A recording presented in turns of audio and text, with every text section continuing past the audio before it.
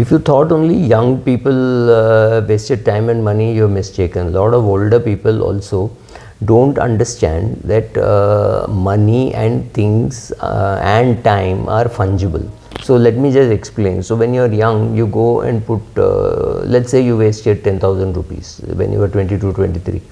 Don't look at it as just 10,000 rupees and say, oh, I'm earning 7 lakhs, so 10,000 rupees is okay. It's not okay. Simply because that 10,000 could have got invested and it could have got you time at a later stage. The important thing is time, right?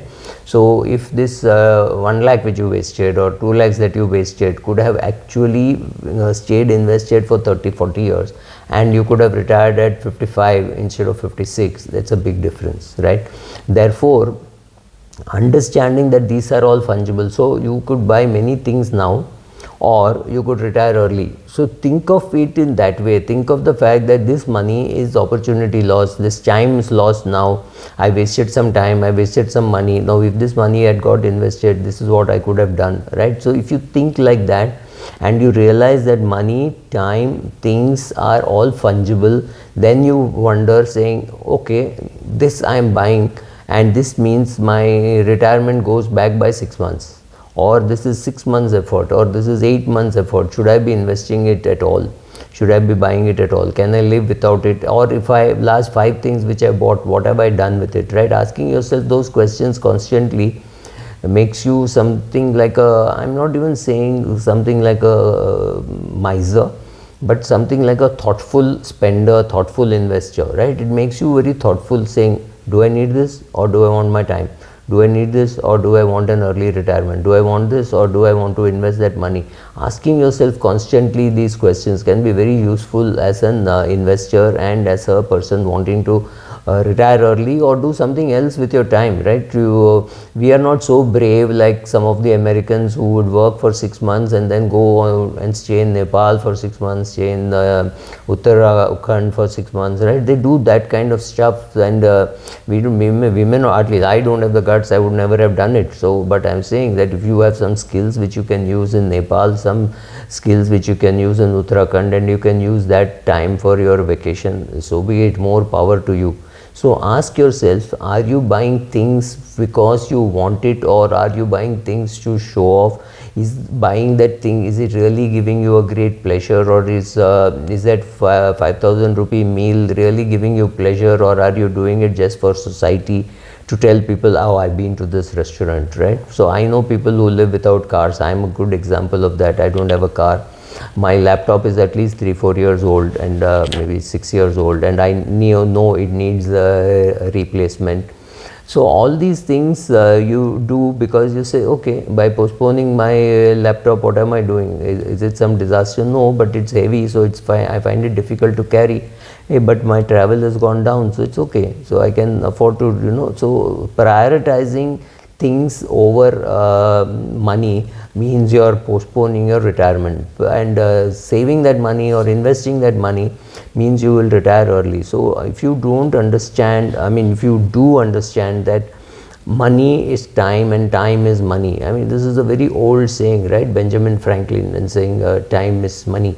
So similarly, you need to understand that the things that you buy means you don't have time later, so or you're postponing your retirement. So if you understand in those terms, then think about anything that you want to buy. I'm not saying you're going to use your brain so much for a 300 rupee t-shirt or a 1000 rupee t-shirt, but over bigger things and even smaller things, that if you think that there is no control that you have over the money that you're spending, or the chocolates that you eat, or the cigarettes that you smoke, or any of those things, or the money that is squandered, understand that all this money is going to add up and to a decent size. And I've always been saying, open a savings bank account and similarly open an index fund. Whenever you have money, put money in the index fund. It does not really matter. Market upar hai, niche hai, makes no difference. I'm not even saying this could be over and above your SIP. You go look at your savings bank account and you find 1,80,000 rupees sleeping there. Just take 1,50,000 and put it there, right? You don't need the money. Just put it there. Whenever you need the money, withdraw from your index fund. So think of all those things which you could have saved, the time that you could have saved, the money that you could have saved. translate all that into money and put in an index fund. Don't think too much about why in index fund, NSC fund or BSC fund, doesn't matter. Which fund house, doesn't matter. Pick up one with the least tracking error and start dumping all your money, whichever you don't need, wherever it is, dumping into it, and then watch it grow. Then you realize, oh, that 5,000 rupees which I wanted to waste is actually growing here. I have a friend who says, I can see all the Mercedes that I didn't buy, all the luxury vacations I didn't take, anything in one piece of paper. It's called my portfolio. It's so true, because I'm not even saying live like a miser. That's up to you. It's your call how you want to live. But understand that this money spent today when you're 23 is equal to, say, 10x when you are 55. That's what the money can do, right?